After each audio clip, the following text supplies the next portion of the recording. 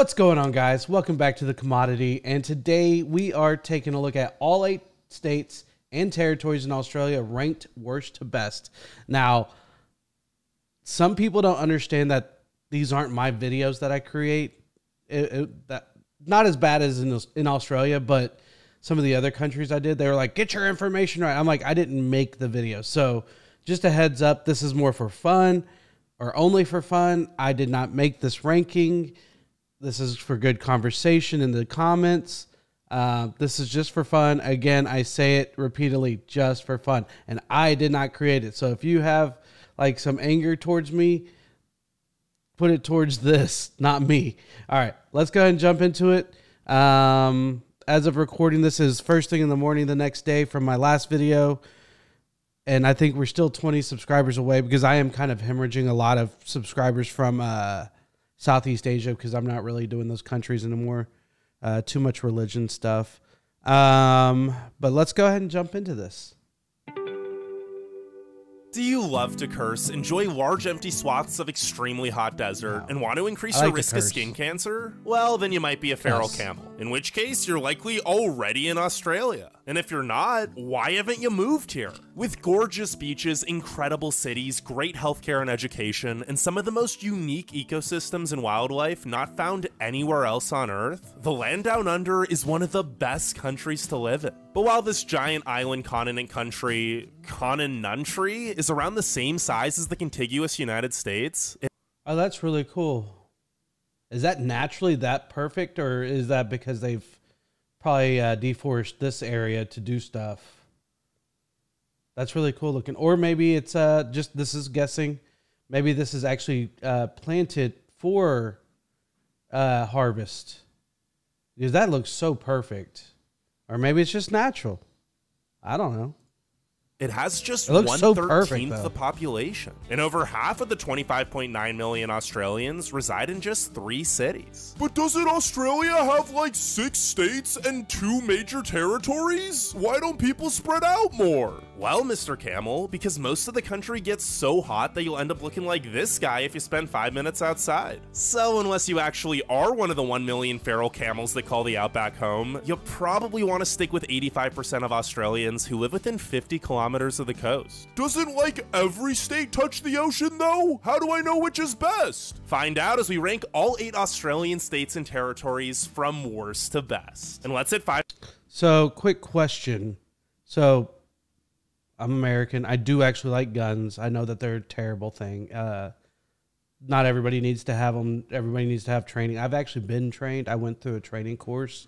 But anyways, my question is, can you hunt like camels and emus and all those kind of things? Because I think that would be awesome. I would just go up to like a farmer or somebody that owns a large lot of land and just be like, hey, if you need help, I'll come take care of it. We do the same thing here, but for hogs. I mean, the only animal you can fly and kill or be in a moving vehicle and kill are feral pigs. And because they overrun, they rut. They actually have babies like 6 times a year, and each litter has like a quadrillion babies. You know, it's just like it gets to the point where it will overrun you.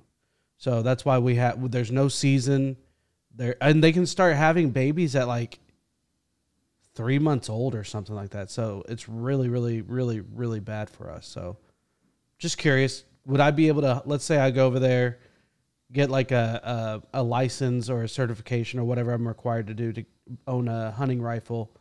Could I go out and hunt? It kind of sounds terrible, camel, because I've heard they make really good burgers. That sounds terrible because they're so like such sweet animals. They can be dicks, like according to Arnold Schwarzenegger, but I think it'd be interesting.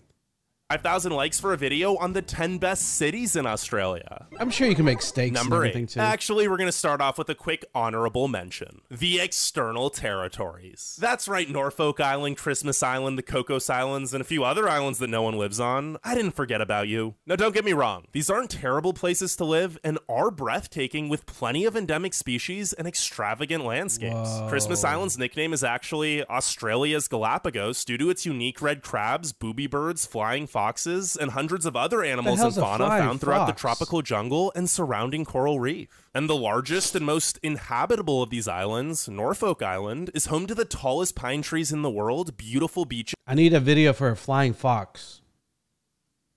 Never heard of it. And rolling pastures, and some of the rarest birds. If you don't mind a very slow-paced lifestyle with few modern conveniences, and most things being more expensive as they have to be shipped in, the external territories might seem like paradise. But considering they all have a combined population of only around 5,000, the extremely isolated lifestyle isn't for most. Actual number 8, Northern Territory. If you're strictly looking to rake in the dough and don't mind the lack of infrastructure or seclusion from the rest of the country, the Northern Territory might be for you. The median household income is the 3rd highest of any state or territory at 115 grand, and the median home value is the lowest at just 515 grand. Plus, there's no property tax. But remember how I said a lot of Australia is uninhabitable? Well, a huge chunk of the most uninhabitable land is here. The southern half of the territory has a climate similar to the Sahara Desert, and while Darwin and the coast is a bit more livable with tons of rainfall during the wet season, it also gets very hot and humid, and that rain often turns into cyclones and extreme flooding. So, despite accounting for 17.5% of the country's landmass, less than 250,000 residents, or 1% of Australia, actually lives in the NT. And it's the only state or territory which had a net population decrease over the past year. But the lack of people is also why many love living here. From Litchfield and Kakadu to Uluru and Watarka National Parks, the territory is home to so much stunning wide-open wilderness that you can experience all to yourself. Although you might not want to be too alone, because not only does the Northern Territory have the most saltwater crocodiles in Australia, it's also by far the most dangerous state or territory, with a violent crime rate 323% above the national average. Let me know down in the comments what region or state you're from, territory rather. Can you hunt crocodiles in Australia? We have a very, I know I'm talking about a lot of hunting lately. I haven't gone hunting in like 2 or 3 years now. I'm kind of missing it. Yeah, before COVID, dang. So obviously you can hunt alligator here in the States, but it's a very small time frame because of their egg laying, and then their invasive or very dangerous area where they live, rather, because a lot of those eggs do get stolen and eaten and all that kind of stuff, so they don't have as many babies as like a wild pig. Do they have a season for hunting alligators? Or crocodiles, rather, saltwater crocodiles? Because if it's anything like an alligator, they're some of the best source of protein, and you can get alligator quite easy. I mean, I can order it from the place I order all my meat from, most of their meat, a lot of their meat, it comes, especially the lamb, the veal, what else? They do have alligator and a lot of that stuff, but a lot of the other stuff actually comes from Australia. It's really cool.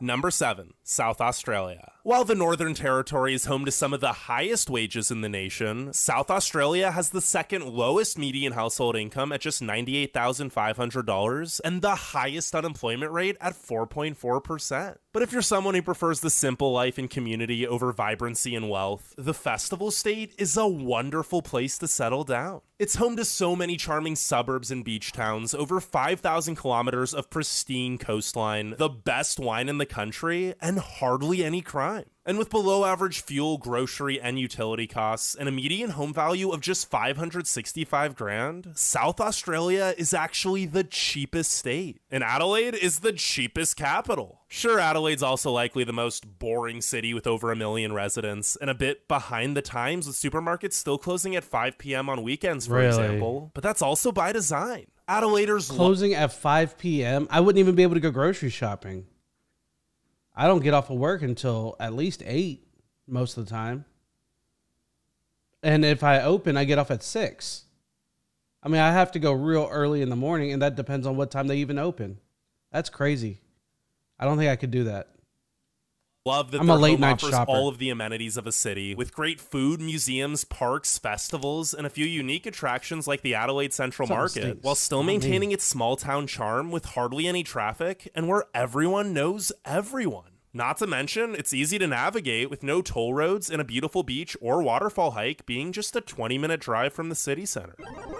Number 6. Queensland. Queensland is Australia's most popular holiday destination, and for good reason. It's incredibly safe, has the most national parks, and with scenery as diverse as the Great Barrier Reef, Daintree Rainforest, Porcupine Gorge, and Lamington, Girrawin, Goringan, under a volcanic Blackdown Tablelands, and Great Sandy National Parks, not to mention the only Everglades ecosystem outside of Florida, it's debatably the most beautiful state. And if you prefer a more chill vacation, the Sunshine State also offers plenty of theme parks and resorts in the Gold Coast, and over 13,000 kilometers of jaw-dropping beaches. So while many used to only holiday here, that's quickly changing as more people learn of Queensland's exceptional small cities and towns. In fact, it's now the fastest growing state and one of only 2 states where over half the population doesn't live in the capital. And it's not because Brisbane sucks. It's actually often ranked as the most livable city in Australia, as it's not nearly as congested or expensive as Sydney or Melbourne, while still offering legit big city amenities and experiencing rapid growth, especially with the Olympics coming in 2032. Oh, cool. While Queensland's economy is the second fastest growing. Wow, they go that far? I guess since it's only every 2 years that the Olympics happen,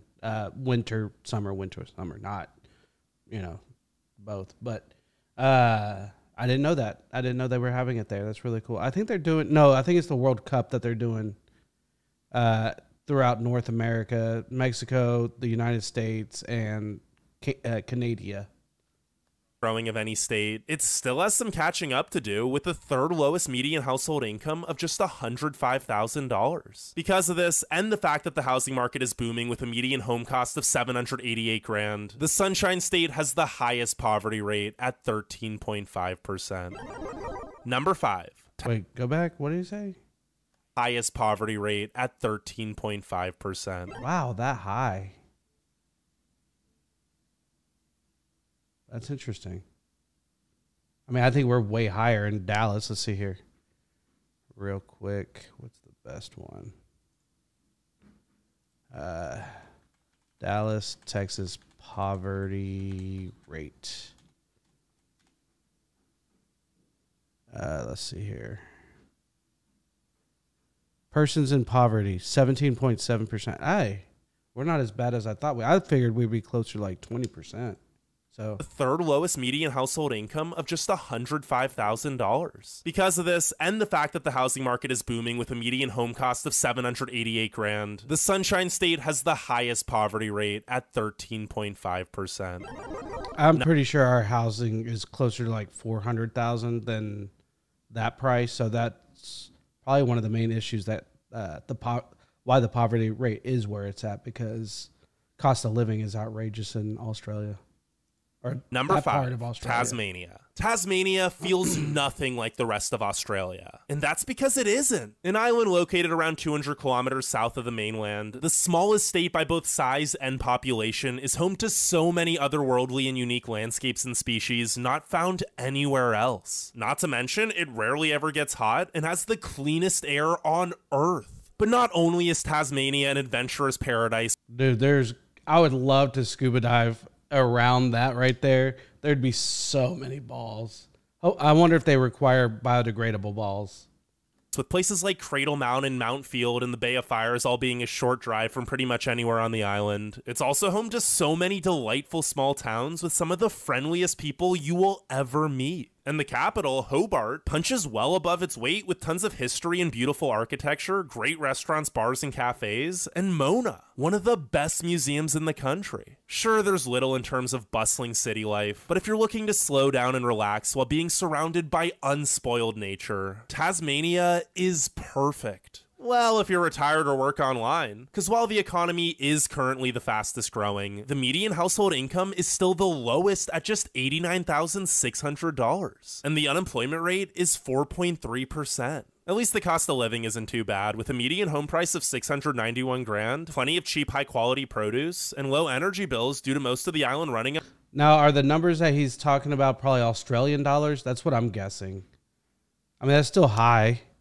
What did he say? Let's say 600,000. Where was I? Yeah. 600,000 Australian dollars and US dollars. Okay. So that's like 400 grand. That's basically what it is like in Dallas. If it's like that. But having, I put 600 grand. Is that what they said? I don't even remember. But 600,000 Australians, like 410 grand US. On hydroelectricity, which I think we're close to. Number 4, New South Wales. Australia's oldest and most populated state. Home to Sydney, the most populated city. But while Sydney's big city amenities, multiculturalism, high quality of life, and beautiful beaches and harbors speak for themselves, this great state is so much more than just its capital. New South Wales spans over 800,000 square kilometers and is packed with 18 diverse bioregions ranging from sandy deserts to lush rainforests, rugged mountains, rolling hills, grasslands, rivers, and coast. Yeah, did you know this, and this are all within a 2-hour drive of Sydney? And if both big city life and serene scenery aren't your jam, there's also no shortage of incredible mountain or beach towns, as well as one of the best small cities in Newcastle. As a whole, New South Wales is likely the most balanced province and truly offers something for every type of lifestyle. Then why the heck is it only number 4? Well, because it's bloody expensive, with the highest median home cost of $1.22 million. 1.22, 1,220,000, thousand, 1, 2, 3. So that's about 833,000 USD, which, I mean, that's actually pretty on point with major cities in America. Things like obviously New York, LA, and stuff like that. I don't know what their median is, but it's probably more than that. I know LA is more than that. I don't know about New York. Like crappy houses are $1 million homes in California, which is what's happening here because a lot of Californians are coming to Texas because of our jobs, and a lot of corporations have left because we're giving them tax breaks to come here. In fact, Toyota America's here, PGA is here, but that came from Florida. I mean, a lot of the financial institutions are here now. We pretty much own the oil sector in the entire country here down in Houston. So a lot of people from California move here. Here's what was crazy. When Toyota was brought over here, which was a huge business to transfer over here, they got an enormous campus. People were literally going to houses and knocking on the door. If nobody answered, they would leave notes with an offer to buy their house, like way above market value, because they were basically saving money. And I mean, you want to talk about driving up the cost of living in Dallas. So in Dallas, it used to be really cheap to live here. I could live in a 1-bedroom apartment with like 600 square feet for around $450. I looked up that exact same apartment. Nothing has really changed. And that apartment is now like $1,800 a month. And it's kind of in the hood, kind of. So that's the crazy part. And that's what really sucks. That's a huge jump. And that's only like a 6-year jump. So that's a lot. Now, to be fair, Sydney does have an excellent and diverse economy, so wages across the state aren't bad, with a median household income of $114,000 and the lowest unemployment rate of just 2.9%. But living in Sydney also means terrible traffic, everywhere being crowded, and some of the worst nightlife for a... Is that a W hotel? That is cool as hell. That is really cool. Ours is pretty basic. It's just a tower. That's cool. Major city. Number 3, the Australian Capital Territory. Covering less than 2,400 square kilometers and consisting of just Canberra, its suburbs, and Namadgi National Park, it's no surprise that many Australians never even think of visiting the place. And that's honestly a shame, because sure, Canberra isn't exactly the most exciting city, seeing as it was entirely planned with the sole purpose of serving as Australia's capital, but it's still one of the most livable cities in the world. With the second lowest crime and unemployment rate in the country, the highest median household income at 150 grand, and by far the lowest poverty rate of just 5.4%, Canberrans have very little to worry about, especially since they're close to so many gorgeous mountains with the beautiful Molonglo River running right through town. But while the ACT checks all the statistical boxes, Molonglo River running right through town, since they're close to so many gorgeous... Yeah, I guess you could call those mountains. Because it was funny, like some people will call like basically big hills mountains, and I'm like, you might be stretching a bit. Some of these I would not call mountains. These back here, I can't tell how tall they are, but these right here, I mean, these aren't. I mean, I guess they're probably classified as mountains, but to me, that would be like just a big hill. Like if somebody like me can climb it, then it's not much of a mountain. Gorgeous mountains with the beautiful Molonglo River running right through town. But while the ACT checks all the statistics... That is so cool. You know what's really funny I like about this? Like I like how like structured it is. Like it's such a perfect... Like when it moves over, it's like perfectly blocked to move that way. And there's no natural part of it, which kind of stinks. But to protect and to help make it survive with people like this, it's kind of cool. And I love the angular buildings and everything that kind of go with it. It's really, really like, it's doing something for my psyche. It's making me really happy. And these, I'm guessing these are apartment, or I don't know if y'all call them flats or whatever y'all call them. These apartments look amazing. And are these to buy or are these to rent? I'm kind of curious about that. I kind of wish we had more like what I live in. I wish I had the opportunity to just buy it instead of just rent it. Probably save me a lot of money. Statistical boxes, a lot of the city just feels empty with nothing to do if you don't know any locals. The CBD is mostly fields, office buildings, and roundabouts, and while there are walkable areas with shops and restaurants, such as Braddon, Canberra feels a lot more like a collection of spread out suburbs with a few town centers than an actual city. Although, since it is the capital, there are a ton of excellent museums, galleries, and gardens. But a fair warning, Canberra is one of the few Australian cities which gets a true 4 seasons, meaning the winters actually get cold.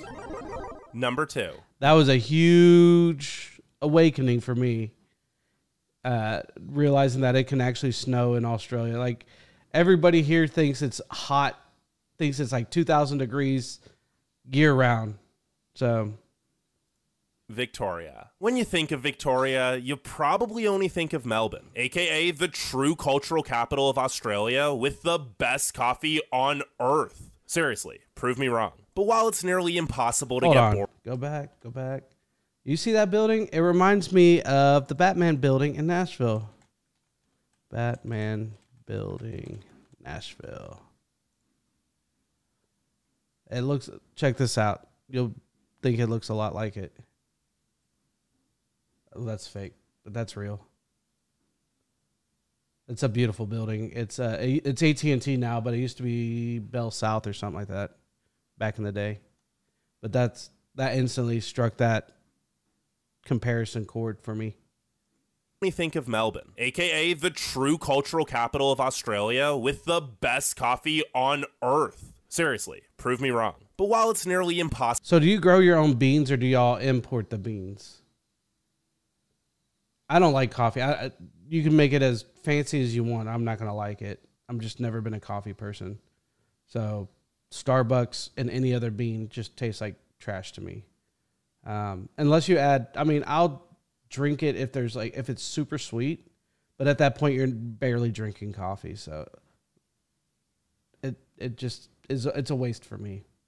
Possible to get bored in Melbourne with its outstanding music and art scene and so many bustling alleyways filled with trendy bars, restaurants, clubs, and cafes. The Garden State is also so much more than just the hipster haven. From skiing in Falls Creek to the penguins of Phillip Island to the stunning ridges of Grampians National Park and cascading waterfalls and rainforests of Yarra Ranges and Otway National Parks, Victoria may only account for 3% of Australia's landmass, but there is no shortage of sensational scenery. Not to mention, it's by far the safest state and home to the Great Ocean Road, the most beautiful drive in the country. But 75% of Victoria does live in Melbourne for a reason. With a stellar job market, world-renowned universities, tons of history, a hip and accepting culture, an excellent public transit, nightlife, and infrastructure, it makes sense that Victoria's capital is growing faster than Sydney and will likely eclipse its population by 2050. Especially since it's cheaper. Although it is still pretty darn expensive, with the statewide median home price being $966,000.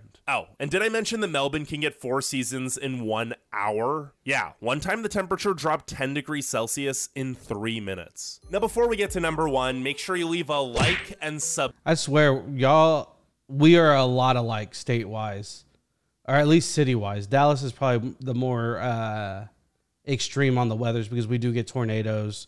We can get affected by hurricanes. We have had 4 seasons all in one day. It was terrible. It's been a while since it happened, but it happened, and it was, I mean, everybody was sick the next day because it literally went from like freezing, 32 Fahrenheit, or I think it was actually a little bit below freezing, and then within the next hour, it got up to like fall type weather, and then an hour later, it was like, I think it got up to like 90 something degrees in Fahrenheit during the day, and then I think that night we got like a insane amount of rain, and a lot of the reasons that I think we get it is because, you know, in the south of the United States it's super hot, and the north of the United States it can be super cold all in the same time. And what happens is a lot of time, like currently what we're dealing with here is we're going through one of the coldest summers we're having because a huge like northern gust of wind came down and basically pushed out all the heat in the south, and then that all came up to the top. So everybody up north is dealing with their hottest summers they've ever had on record, and we're dealing with our coolest. And I'm like, it's about damn time. So, and then our weather is just so sporadic because right now I think we're kind of dealing with some weird weather. It's been thundering and raining lately, and tornadoes, hail the size of like softballs happened like 2 days ago or 3 days ago. Thankfully, I park in a garage. But, yeah, no, we've been dealing with some weird stuff. So I feel like y'all deal with some weird weather too. So I feel like we're in the same boat there. Subscribe and let me know what you think the best state or territory is and why. But without further ado, number 1, Western Australia. Bigger doesn't always mean better, but Australia's largest state by total area, accounting for nearly 1/3 of the country, is also the best. Surrounded by 21,000 square kilometers of captivating coast, Western Australia is home to so much enchanting untouched wilderness. But the best thing about living here is that it's still incredibly affordable. That is so cool. I love the Utes. I wish we actually, well, they wouldn't serve a whole lot because, you know, everybody's trying to have families and stuff. And the median age in the United States is, I think they said like 36 years old, 35 years old. And most of those people are not going to buy vehicles like this because they want a back seat versus a bed. We are moving towards this. It's becoming more popular, but more like as in like the Santa Fe truck. I don't know what it's called. The Hyundai Santa Cruz. So let's see here. Let's pick up images. So this is kind of what everybody's kind of moving to, is this right here, where you do still get your 4 doors and then you got a bed, but this thing can't pull probably like 2,500 pounds. It can probably only carry so much weight, but it's kind of enough to get you where you can, like if you have a house and you want to do yard work and all that kind of stuff, you can go get topsoil. You can go get the stuff that you need, the plants and all that kind of stuff. So that's kind of where it's kind of leaning towards for that middle range, instead of having to go out and spend, because right now a 1-ton pickup truck in Texas is costing pretty close to $100,000. So that's slowly becoming the norm. With a but I median do home love value that. of just I love that. $630,000, while also having the second highest median household income of $116,000. Now, this is mainly due to an abundance of mining jobs, which aren't necessarily the most that all stable. coal? But Perth's job That's market crazy. is growing and diversifying too. And speaking of Perth, it's likely the most underrated capital, with a hip music and art scene in Fremantle, excellent suburbs and beaches, solid public transit, beautiful. above average nightlife and restaurants, and a relaxed, stress-free lifestyle. Outside of the state's extreme isolation, with Perth actually being the most isolated big city in the world, there's just not much wrong with Western Australia. And that's why it's our best place to live in this fine country. Oh, shoot. I didn't mean to click that. All right. So that pretty much covers it. Do you agree with the rankings? I might have switched up the last two. But if you're into the isolation, and then you get all the wilderness and all that kind of stuff, but then you also get the coast and everything, it seems like you could go both ways. But again, don't forget, this is not my ranking. I don't have an opinion when it comes to ranking because I've never been there. If I go to every one of those states and territories in Australia, then I can make my own ranking. And I looked up prices for flights and everything. My main issue is I don't want to leave my kids. I want to take my kids because I think it would be a great opportunity for them to learn about other countries, even